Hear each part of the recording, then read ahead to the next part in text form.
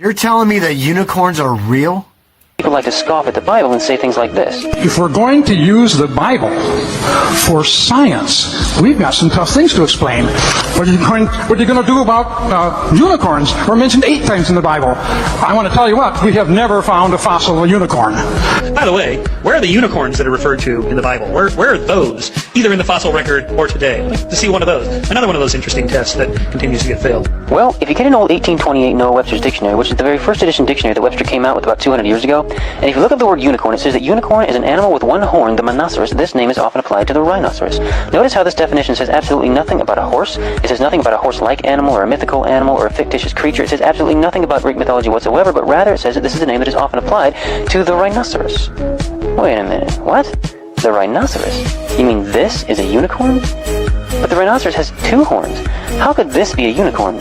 Well, if you look up the word rhinoceros in the same dictionary, it says that rhinoceros is a genus of quadrupeds of 2 species, one of which, the unicorn, has a single horn growing almost erect from the nose. This animal when full grown is said to be 12 feet in length. There's another species with 2 horns, the bicornis. They are natives of Asia and of Africa. According to Noah Webster, back in the early 1800s, it was understood that there were 2 species of the rhinoceros. The 1-horned species was called unicorn, and then the 2-horned species was called bicornis. So basically, you get a 200-year-old Noah Webster's dictionary, and look up the word unicorn, it says rhinoceros, and look up the word rhinoceros, and it says unicorn. That was just 200 years ago.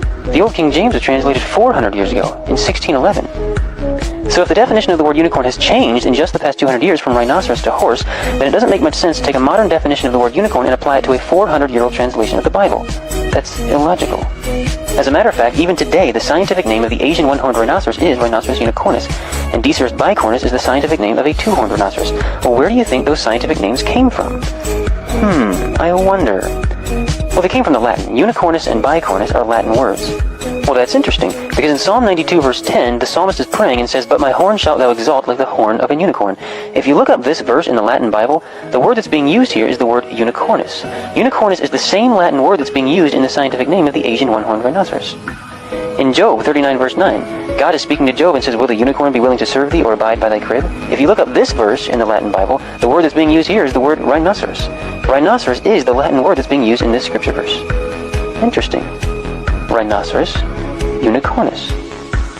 Rhinoceros unicornis. As a matter of fact, in these 9 scripture verses, there's actually 5 different Latin words that are being used. Rhinoceros, rhinocerotis, rhinocerota, unicornium, and unicornis. These 5 Latin words are what's being used when the Old King James Version of the Bible says unicorn. They claim that the Bible is a fairy tale, but when you do a deeper dive, you discover that the Bible is valid. Like, subscribe, and become a member because truth matters. Well, I hope you enjoyed that video as much as I did. I just thought I'd go to eSword and look up the word unicorn. And of course, it also comes up as unicorns. But let's look up the word unicorn first. It says here in Numbers 23, verse 22, God brought them out of Egypt, talking about the nation of Israel. He hath, as it were, the strength of a unicorn. This is talking about God having the strength of a unicorn. So someone could say, well, yeah, because there's this belief amongst many, whether it be Christians or non-Christians, that a unicorn is a horse with 1 horn between its eyes. But this verse I've just read, does sound like it could be talking about a horse, because horses are also mentioned several times in the Holy Scriptures, and it talks about them having great strength. But let's move on to this one. Numbers 24 verse 8. It says, God brought him forth out of Egypt, talking about Israel, or the children of Jacob. He hath, as it were, the strength of an unicorn. He shall eat up the nations, his enemies, and shall break their bones and pierce them through with his arrows. Job 39 verse 9. Just going back to this verse here, someone could still think this is talking about a horse, okay? But let's read further here. Job 39 verse 9.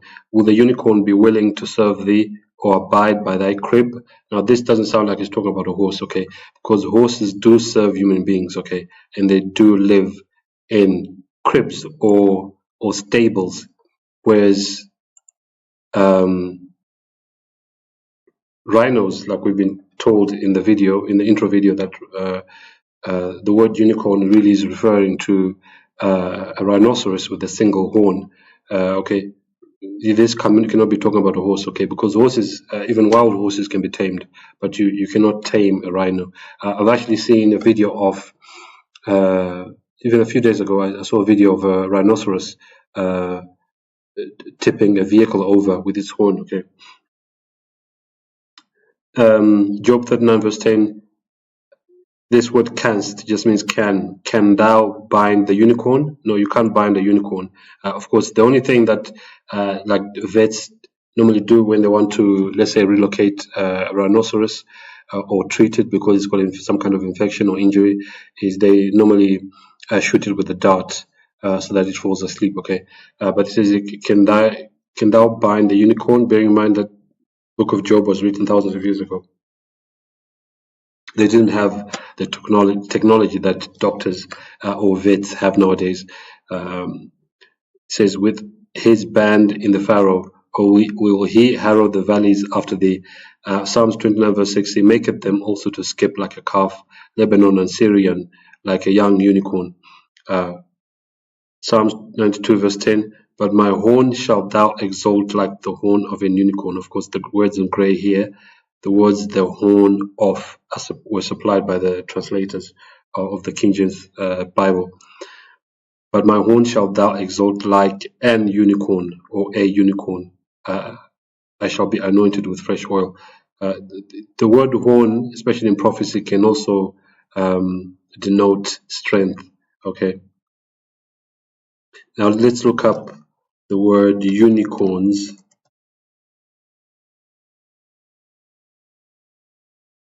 It's Deuteronomy 33:17. His glory is like the firstling of his bullock, and his horns are like the horns of unicorns. With them he shall push the people together to the ends of the earth. Now just think of the imagery of a horse and a rhinoceros. Which one is stronger? Of course, the rhinoceros is way stronger than the horse. Okay. Let's skip the rest of that and goes to Psalms 22 verse 21. Save me from the lion's mouth, for thou hast heard me from the horns of the unicorns. Isaiah 34:7. And the unicorns shall come down with them, and the bullocks with the bulls, and their land shall be soaked with blood, and their dust made fat with fatness. Okay, but the most interesting ones were the ones we read the first time, which came up when I put the word unicorn. Okay, it's clearly not talking about horses. Now, the most important thing, I think this was already mentioned in the intro video, is that words change over time. Okay, or the words that we use to describe different things, they change over time. So, for instance, the word dinosaur, I can even show you here on eSword, it doesn't come up. I don't think it will come up here. It doesn't come up because that word, I'll show you from the internet. Yeah, right here. Actually, I'm on here already. The word dinosaur was coined by British anatomist Sir Richard Owen in 1841. And of course, we should never rely on one source when we're looking for information. It does say here, though it was formally published and widely recognized in 1842, but there are other websites as well here. It says the word dinosaur was coined in 1842, just as well like what it says here. This here says it was made widely, formally published and widely recognized in 1842. So that's why it's not in the King James Bible. Perhaps some of these modern corrupt Bible versions might have that word, but not the King James. I'm not sure if that date comes up anywhere here. It comes up here, yeah. Did you know the word dinosaur wasn't coined until 1842? So, yeah. So, and of course, there are skeptics, especially atheists and others who don't believe in the Bible. They'll say, someone actually said this to me once when I was working in the police in the UK. They said, what about dinosaurs? They knew I was a Christian and I was obviously, telling them about my belief in the Bible. And this person said to me, what about dinosaurs? The word dinosaur doesn't appear in the Bible, okay? What does appear is I know the word dragon appears in there. Let's just look up the word dragon.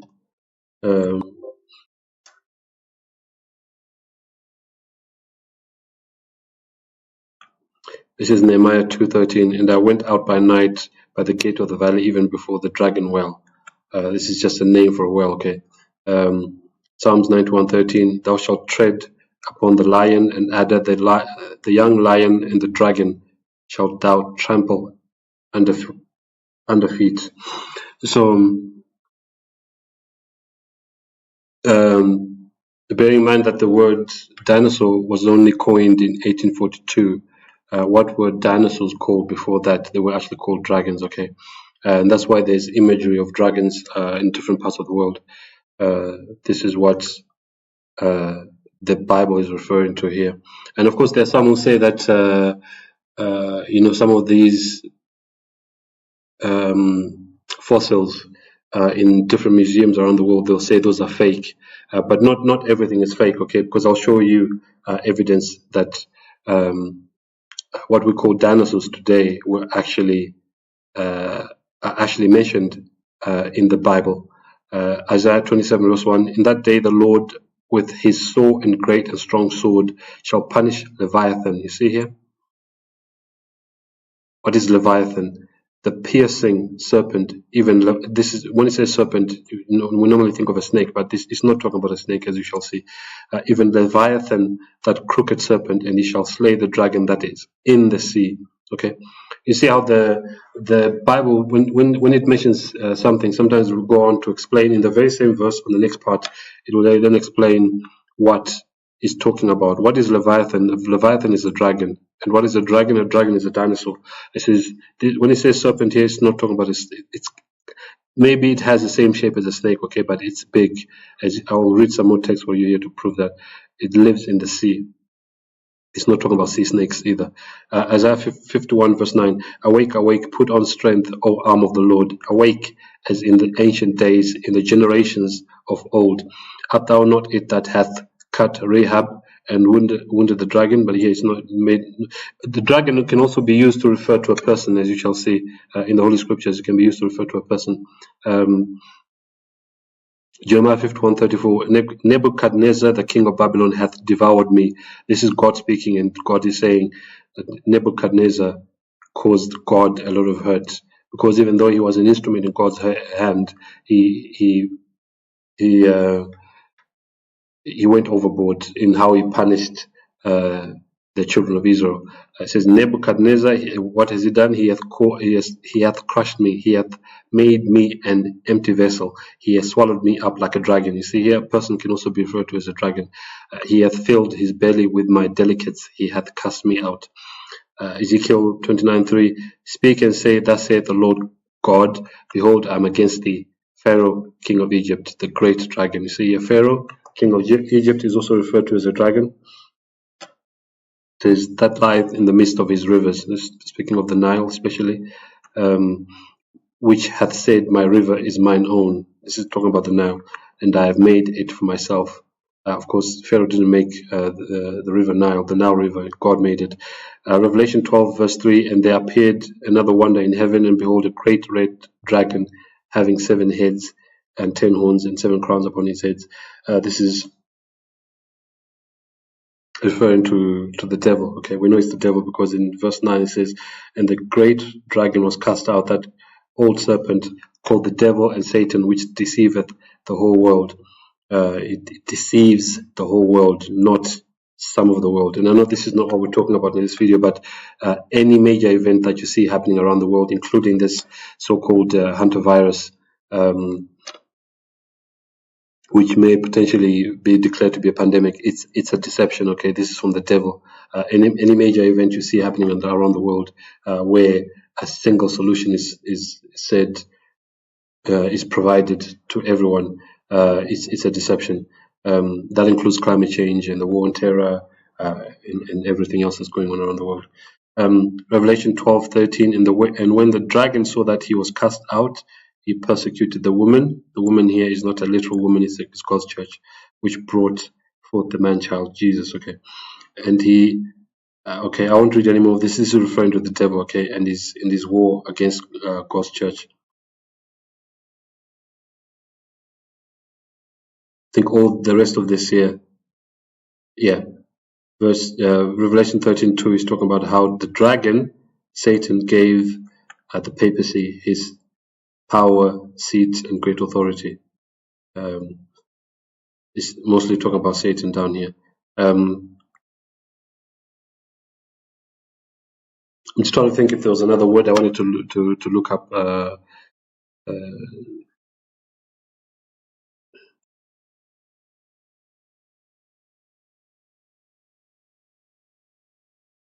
Yes. So I shared with you some text referring to Leviathan. Let me just put in the word Leviathan and see what comes up. I already read one or two texts earlier. Let me just read these ones as well. Job 41 verse 1. Just to give more evidence that the Leviathan is not a snake as such. It's not the snakes that we come across in our gardens and stuff like that. For me, I live on a plot with a wooded area. Yeah, there may be big snakes in there as well. Snakes come in different sizes, everyone knows, but this is not necessarily referring to a snake in the way that we know snakes. It's referring to a dinosaur, basically, what we call dinosaurs today. It says, "Can thou draw out Leviathan with an hook?" You can't, because this is not talking about a snake, okay? Or his tongue with a cord which thou lettest down. In fact, in Scotland, I think most of you know this already. There are some who believe there's a creature, there's a mythical creature known as the Loch Ness monster, who some who live or have visited the area, they are adamant that they have seen a monster in that lake. Okay, of course that's disputed, because when there are people who've gone out on the lake with scanning equipment to try and find if there was anything there, but of course they say that there are caves, there are underwater caves there in Scotland, in that part of Scotland, so it could be hiding in there. Who knows? But like I said, there are many who say that they've actually seen the Loch Ness monster. Perhaps this is what Leviathan is, or maybe it's a creature similar to Leviathan, okay? But Psalms 74 verse 14 says, "Thou breakest the heads of Leviathan in pieces, and gavest him to be meat to the people inhabiting the wilderness." Psalms 104:26, "There go the ships, there is that Leviathan whom thou hast made to play therein." Yeah, the Leviathan is a creature from the sea. Isaiah 27 verse 1, "In that day the Lord with his sore and great and strong sword shall punish Leviathan, the piercing serpent, even Leviathan, that crooked serpent, and he shall slay the dragon that is in the sea." You see that? Leviathan is a dragon. I think I shared with you another text, or I know I shared with you another text earlier that shows that Leviathan is a dragon. Another creature that may be said to be a dinosaur, bearing in mind that the word dinosaur was not, it's only coined a few hundred years ago. Behemoth, okay. Job 40:15, "Behold now behemoth which I made with thee, he eateth grass like an ox." What is a behemoth? It's a dinosaur. Okay. I don't know if this is the only text that refers to behemoth. Yeah, it's the only text that comes up here that refers to behemoth. So some of these creatures, we don't know exactly what they look like. Maybe some of them actually breathed fire. In fact, I think there is a text that talks about that. Let me just try and look that up quickly before I finish the video.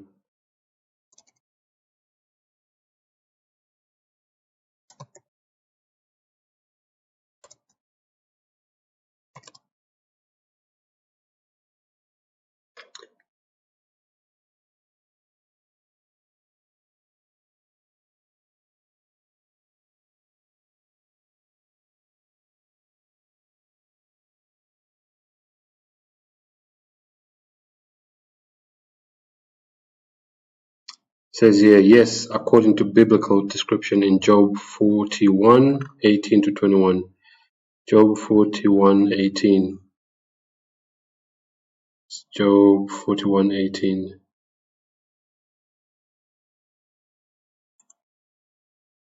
Job 41, verse 18 onwards. Let's maybe go to the part where it starts talking about Leviathan.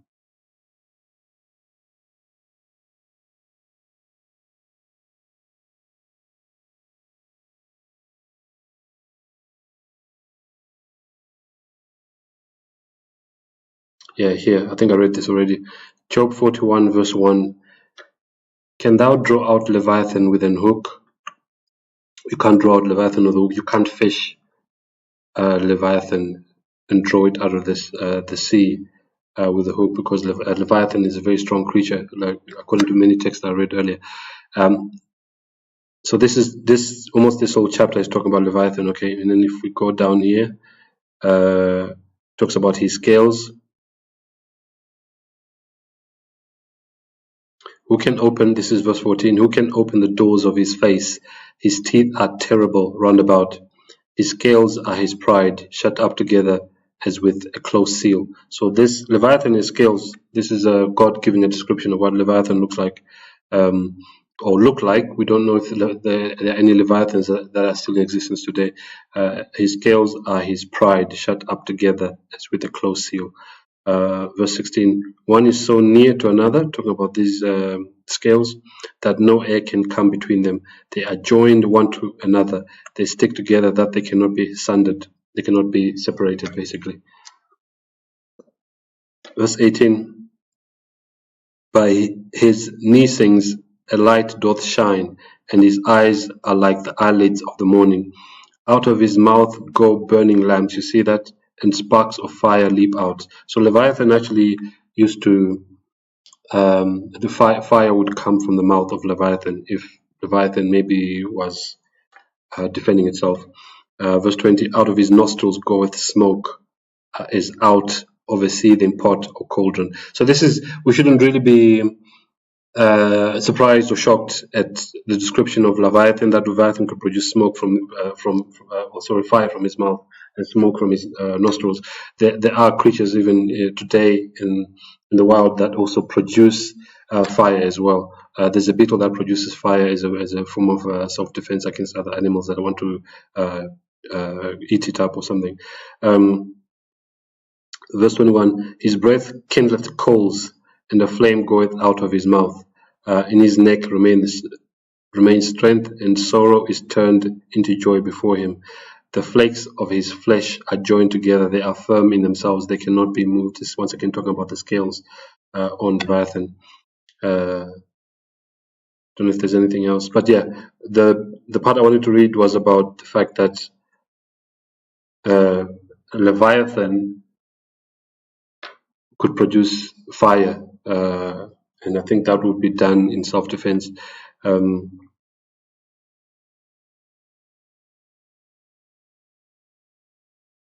See here, just a few more verses. Verse 26, the sword of him that layeth at him cannot hold. So if you try and strike Leviathan with a sword, you cannot pierce his skin. The spear, the dart, nor the habergeon. Verse 27, he esteems iron as straw and brass as rotten wood. I think some of these descriptions are to do with maybe in the past people used to try and kill Leviathan, but they couldn't even pierce skin of a Leviathan because of how tough it is, or how tough it was. Verse 28, the arrow cannot make him flee. Sling stones are turned with him into stubble. Verse 29, darts are counted as stubble. He laughs at the shaking of a spear. The Leviathan was a creature that was not easily scared, okay. Sharp stones are under him. He spreadeth sharp pointed things upon the mire. He maketh the deep to boil like a pot. Why? Because he produces fire, okay. He maketh the sea like a pot of ointment. He makes a path to shine after him. One would think the deep to be hoary. Upon earth is not his like, who is made without fear. Leviathan was a fearless animal. He belongs all. He beholdeth all high things. He is a king over the children of pride. Yeah, so most important thing to take away is words change over time. So just because you read about, or for instance, the word dinosaurs doesn't appear in the Bible, not to say that there were no dinosaurs. Okay, there are many countries around the world where they have sculptures of dragons or dinosaurs. Even the Chinese have that in various parts. Various countries around the world have sculptures of dinosaurs and dragons, showing that those creatures actually existed. In the same way that the story of a worldwide flood is found in many different cultures around the world. It just shows that it's actually something that actually happened. Okay. I think that's all I wanted to share with you. I'll actually just maybe finish by saying that who knows? I mean, one time I was watching a documentary and it was said that only 5% of the world's ocean or oceans had been how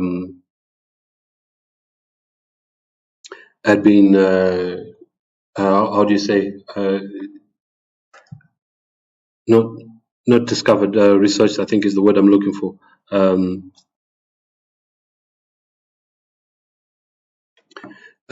So there's a lot more. There are a lot more discoveries to be made. Perhaps in the future,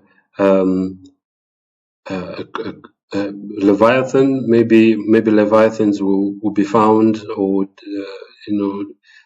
seen in the ocean somewhere. There are always new things coming up. Maybe perhaps even behemoth. Okay.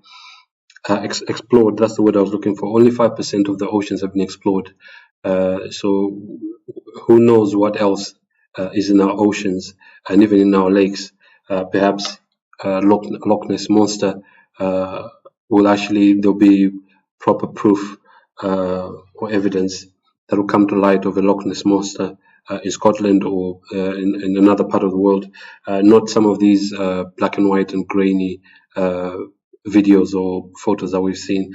I'm saying, human beings, as much as we like to vaunt and we are very prideful and we think that we've discovered everything on earth and we are very technologically advanced, but there are many things that we don't know. Maybe in the future some of these things that are described in the Holy Scriptures will come to light. But that's what I wanted to share with you in this video. I hope you enjoyed it and that maybe you learned something from it, and I'll see you in the next video.